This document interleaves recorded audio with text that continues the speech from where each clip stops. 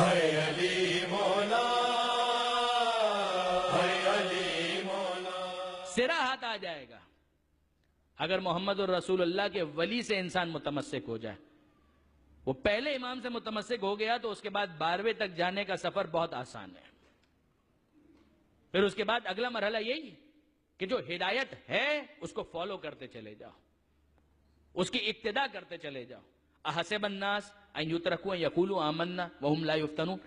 کتنی منطقی اور لاجیکل بات. سورہ عنکبوت میں پروردگار عالم کہتا ہے کہ لوگوں نے یہ سمجھ لیا ہے کہ اتنا کہنے پر چھوڑ دیا جائے گا کہ ہم تو ایمان لے آئے اور ان کا امتحان نہیں لیا جائے گا. کہ یہ کیسی غیر منطقی بات کر رہے ہو؟ جب امام مانتے ہو تو امام کی بات کو بھی ماننا پڑے گا. صرف امام کو ماننا کافی نہیں ہے، امام کی بات کو بھی ماننا ضروری ہے. دکھ ہوتا ہے جب امیر المومنین کی زندگی میں ہم دیکھتے ہیں کتنی مصیبتوں کا سامنا علی ابن ابی طالب نے کیا. واقعا یہ علی ہی کا ظرف ہے، یہ علی ہی کا جگر ہے کہ ان مصیبتوں پر علی نے صبر کر کے دکھایا کہ دیکھو مصیبتوں کو فیس کیسے کیا جاتا ہے.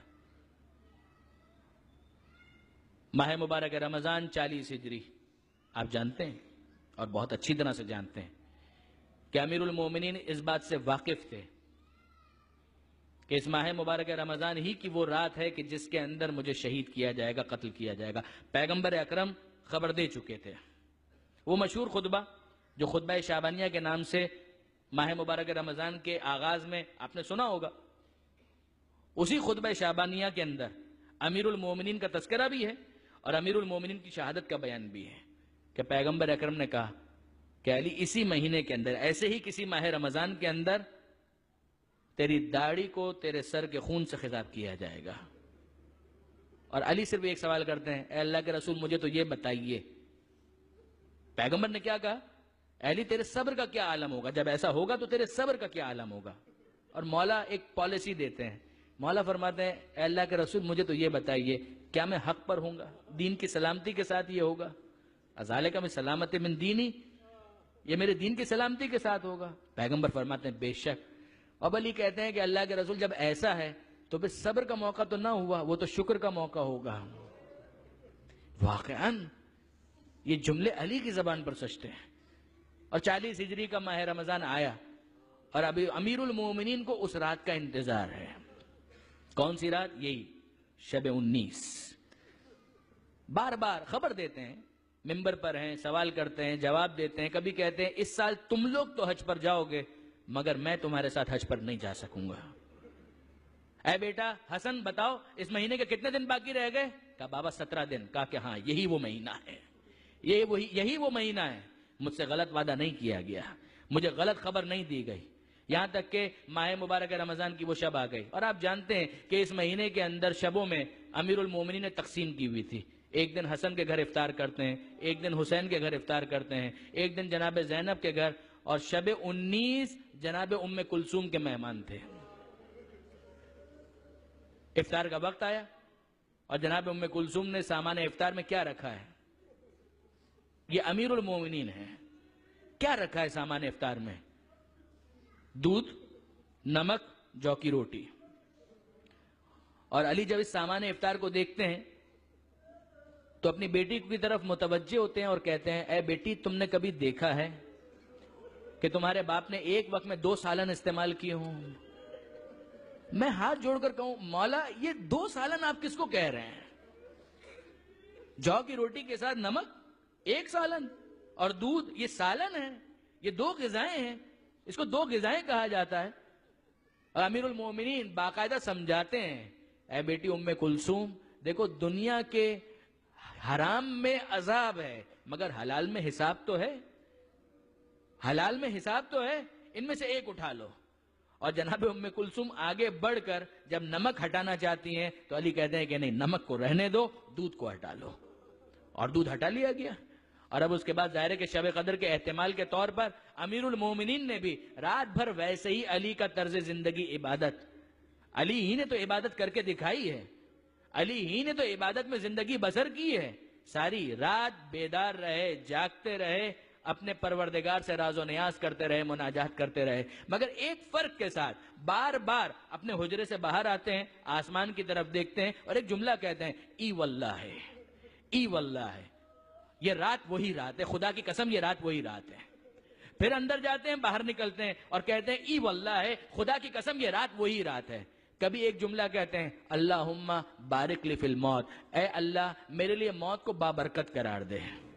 کبھی سورہ یاسین کی تلاوت کرتے ہیں، کبھی کہتے ہیں لا حول ولا قوت الا باللہ العلی العظیم۔ اور وہ وقت آ گیا کہ جب امیر المومنین اپنے گھر سے مسجد کی طرف جانے کے لیے آمادہ ہوئے، اور جب جا رہے ہیں تو آپ جانتے ہیں کہ کیا ہوا۔ امیر المومنین گھر کی پلی ہوئی مرغابیاں امیر المومنین کے ابا کے دامن کو اپنی منکاروں کے اندر تھام لیتی ہیں، گویا کہہ رہی ہیں کہ اے مولا ہمیں تنہا چھوڑ کر مت جائیے، ہم بھی یتیم ہو جائیں گے۔ امیر المومنین ان مرغابیوں کے بارے میں ام کلثوم کو وصیت کرتے ہیں، اے بیٹی یہ بے زبان جانور ہیں، دیکھو ان کے دانے پانی کا خیال رکھنا ورنہ انہیں آزاد چھوڑ دینا، ایسا نہ ہو کہ یہ مرغابیاں پیاسی رہ جائیں۔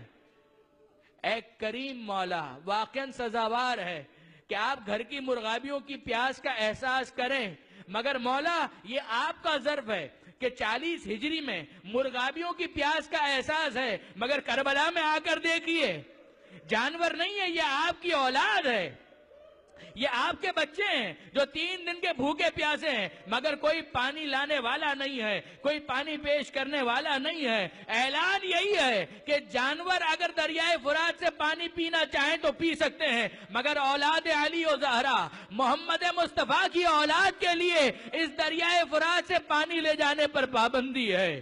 علی آگے بڑھنا چاہتے ہیں، مرغابیوں سے اپنے آپ کو چھڑایا، اور اب جب آگے بڑھنا چاہتے ہیں یہ حیوانوں کا عالم ہے، اور اب اس کے بعد جیسے ہی دروازہ کھول کر باہر نکلنا چاہتے ہیں زنجیر در پھر ابا سے لپٹ جاتی ہے۔ گویا دروازہ بھی یہی کہہ رہا ہے، زنجیر در بھی یہی کہہ رہی ہے کہ مولا ہمیں یتیم کرنے کے لیے باہر مت جائیے، مگر علی رضن بے قضائی کا نعرہ بزبان حال بلند کر کے جب مسجد میں پہنچے ہیں، ابھی آذان کا وقت نہیں ہوا ہے، مگر امیر المومنین نوافل ادا کرتے ہیں، نافلہ پڑھتے ہیں، دیگر عبادتوں کو انجام دیتے ہیں، اور جب آذان کا وقت آیا خود گلدستہ آذان پر بلند ہوئے اور آذان کے کلمات کو اپنی زبان سے ادا کیا، اور اب اس کے بعد نیچے اترے اور ایک ایک کو بیدار کرتے ہیں، الصلاۃ الصلاۃ الصلاۃ، نماز کے لیے بیدار ہو جاؤ، نماز کے لیے جاگ جاؤ، نماز کے لیے آمادہ ہو جاؤ۔ یہاں تک کہ عبد الرحمن ابن ملجم جو تلوار لیے ہوئے پشت کے پیٹ کے بل سویا ہوا ہے، امیر المومنین اپنے دشمن اپنے قاتل کو بھی بیدار کرتے ہیں کہ میرا قاتل ہے مگر بے نمازی ہو یہ مجھے قبول نہیں ہے۔ اے آل محمد کے ماننے والوں، اے علی کے ماننے والوں، علی کو نماز کتنی پیاری ہے کہ وہ اپنے قاتل کو بھی بے نماز نہیں دیکھنا چاہتے، بیدار کرتے ہیں اور کہتے ہیں کہ مجھے معلوم ہے کہ تیرا ارادہ کیا ہے، مگر اٹھ بیدار ہو جا اور نماز کے لیے آمادہ اور تیار ہو جا۔ علی وقت نماز آیا، مصلی پر آئے، اور اب تکبیرۃ الاحرام اللہ اکبر، علی کی تکبیرۃ الاحرام کے بعد سورہ مبارکہ فاتحہ کی تلاوت، دوسرے سورے کی تلاوت، رکوع میں گئے، سبحان ربی العظیم و بحمدہ، کھڑے ہوئے، سمع اللہ لمن حمدہ، اللہ اکبر، سجدے میں گئے، سبحان ربی العالی و بحمدہ، مگر یہ کیا، علی کا سر بلند ہو رہا ہے، ابن ملجم کی تلوار چل رہی ہے، اور بے اختیار یہ صدا گونجی، بسم اللہ و باللہ و علی ملت رسول اللہ وسطور رب الکعبہ، مگر اے مولا یہ آپ کا سجدہ کہ جس سے آپ کو سر اٹھانے کا تو موقع ملا، مگر مولا وہ آپ کا حسین کہ جو صرف سجدے میں سر رکھ سکا، اس کے بعد حسین نے نہیں اٹھایا، وہ قاتل کا خنجر چلا اور نوکے نیزہ پر بلند کیا گیا۔